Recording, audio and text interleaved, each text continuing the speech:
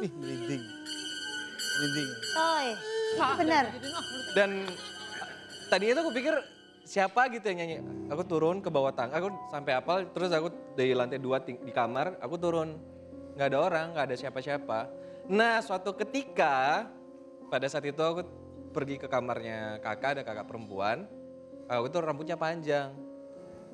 Rambutnya panjang, terus aku tidur di situ pas.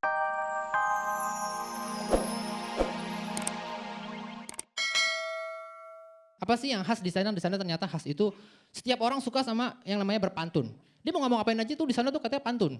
Nikahan pantun, mau sunatan pantun. Dia mau pantun aja pantun dulu gitu. Iya.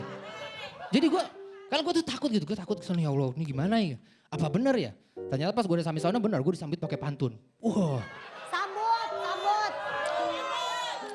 Disambut pakai pantun bener. Pas sampai sana kan bandara, terus pas masuk ke restoran, pas gue pengen duduk ditahan. Dia jangan, duduk bukan sembarang duduk, duduk blablabla pantun.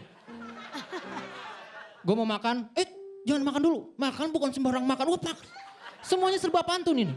Masalahnya abis makan itu kan perut gue mules ya. Perut gue mules banget, aduh mana ini? Ini yang gue takut ini di WC-nya ada yang jagain gitu. Iya. Jadi pas gue sampai WC gitu kan, pas gue masuk ada yang jaga. Wait.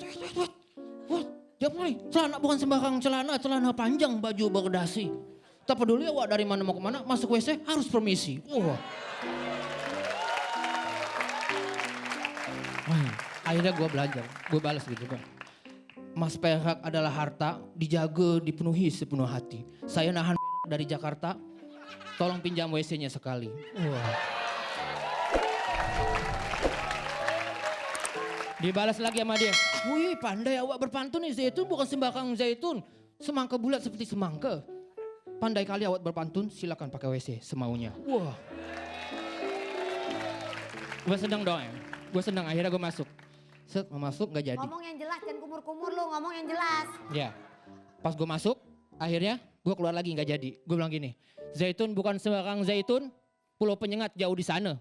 Saya sudah lama berpantun, saya sudah di celana. Selamat malam, saya Diki. Nah, untuk pemirsa dimanapun Anda berada, kita sekarang masuk ke segmen kisahnya.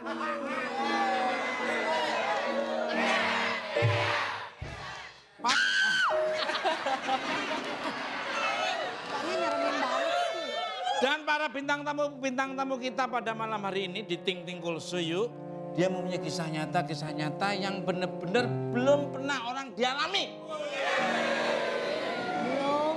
Kisah nyata seperti apakah atau mengerikan atau menyeramkan? Kita tanya. Serem bukan ketawa, serem. Just mes, kasih tahu dong. Kamu jangan ngeledek ya. Jangan ngeledek ya. Orang tua kok diledek.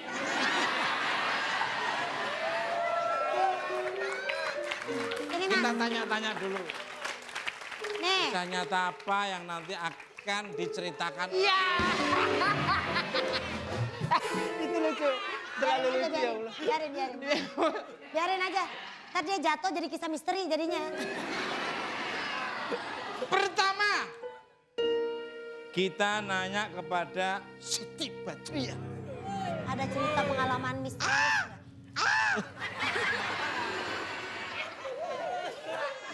Kalau aku waktu itu pernah syuting film horor, terus aku lagi duduk habis makan gitu, tiba-tiba ada salah satu kru nyariin Joe Richard. Aku main sama Joe Richard kan. Joe Richard mana Joe Richard? Nah aku melihat Joe Richard itu masuk ke kamar sebelah aku. Ini kamar gitu. Jadi aku lihat Joe Richard tuh masuk ke kamar gitu.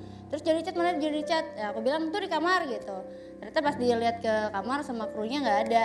Dan ternyata Joe Richard tuh ada di atas gitu. Dan begitu serem nggak? Serem nih. Ya, aku nggak. Itu serem, tapi ini lebih menyeramkan. Nah, kalau untuk Kak Andi Arslan sendiri punya pengalaman yang nyeremin nggak? Ada. Jadi waktu kecil, Usia berapa waktu itu? usianya Dia nggak ingat mas masih kecil. enggak, pas masuk SD sih. Di rumah, di kurang orang lebih lain? Umurnya 6 atau 7 tahun. Jadi waktu itu setiap jam 2 malam, awalnya tadi aku pikir ini suara apa gitu. Aku takut banget. Di, Iya. Buang mas, buang mas. Dapat, Tapi ini- dapat. terus, Jadi kan- terus. Jadi kan di belakang rumah itu ada pohon gede. Ada pohon gede. Bapak kan dosen pertanian jadi suka pohon-pepohonan gitu. Pohon itu akhirnya dipotong, ditebang kan dan rumah lagi dibangun. Jadi setiap rumah itu pasti ada penghuninya ya. Pasti. Dan kita harus percaya bahwa makhluk halus itu ada. Betul. Tapi setiap jam 2 pagi, 2 subuh itu saya selalu terbangun dan dengerin orang nyanyi. Jadi itu sampai karena setiap hari denger kayak gitu sampai hafal nyanyinya. Nyanyinya tuh kayak gini. Ih, merinding. Merinding. Coy, itu benar. Dan tadinya tuh aku pikir siapa gitu yang nyanyi. Aku turun ke bawah tangga, aku sampai hafal terus aku dari lantai 2 di kamar, aku turun. Nggak ada orang, nggak ada siapa-siapa. Nah suatu ketika pada saat itu aku pergi ke kamarnya kakak, ada kakak perempuan. Aku tuh rambutnya panjang. Rambutnya panjang terus aku tidur di situ pas bangun sebelum jam 2 lagi besoknya. Aku lihat kakakku tuh ada yang ngelus perempuan. Dia elus rambutnya kakakku. Ya kayak gitu. Sampai sekarang kalau pulang ke rumah ke sana itu biasa dengar. Setiap jam 2 pasti teteng. Jam 2 teng pasti bunyi. Ini tadi ada suara nyanyi kayak gitu loh. Enggak, udah nggak ada jadwal ayam. Bener, ada suara waktu dia cerita ada Aku suara. ribet, enggak ada. Ah, nggak ada dari mana suara-suara. Coba kalau Diki, silakan Diki. Iya. Ada Saya nggak? dulu pernah pulang syuting waktu itu, syuting kita tuh sama Lado. Udah. Saya pulang syuting waktu itu lewat kuburan. Daerah Kemanggisan Pulau. Itu malam sekitar jam 1:30. Saya lagi jalan. Gue tahu Ini beneran. ceritanya ini beneran nih. Beneran, ini beneran. Ini ngelawak Ini enggak, ini benar, ini benar. Saya Beneran tahu maksud ceritanya, gua. Mas. Habis pulang syuting sama saya dia. Jam 1:30 saya baru sampai rumah, naik motor gitu kan. Lewat pekuburan, baru ada yang meninggal, baru dikabarin saya, tetangga saya ada yang meninggal. Aduh. Yang meninggal tuh nenek-nenek.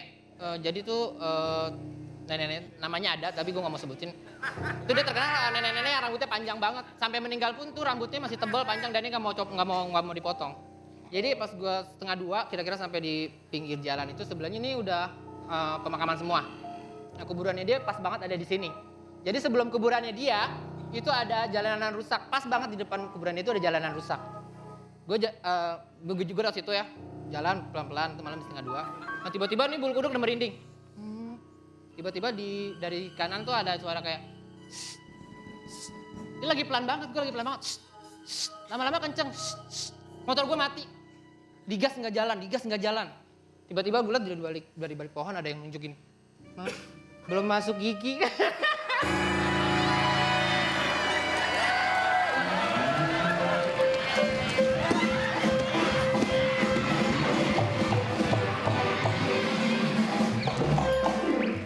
udah Mas, langsung aja Mas kesimpulan Mas untuk hari ini Mas. Oh, ditungguin. Horornya di mana? Belum masuk gigi. Ya udah Baik. Mas. Semua yang tadi ceritakan Mas Andisa Arsel dan Mas Siti Siti Badriah. Badriah dan Mas Diki itu hanya kisah nyata yang tidak semua orang alami dan itu kembali kepada Allah Subhanahu wa taala. Betul. Ya, kekuatan yang tidak bisa tertandingi adalah kekuatan dari Allah Subhanahu. Terima kasih buat semuanya yang udah menyaksikan Ting Cool Show hari ini. Terima kasih teman-teman yang ada di studio maupun yang ada di rumah. Terima kasih untuk Andi Arsyil, sukses selalu. Sibat juga sukses selalu, terima kasih banyak. Diki juga sukses. Dan teman-teman yang di sini juga sukses selalu. Javadut juga terima kasih banyak. Pokoknya jangan lupa saksikan terus Ting Cool Show pastinya. Hanya di MNC TV. Dan terima kasih kepada Kansai Pen Anti Mosquito, efektif menghalau nyamuk, rumah nyaman, Keluarga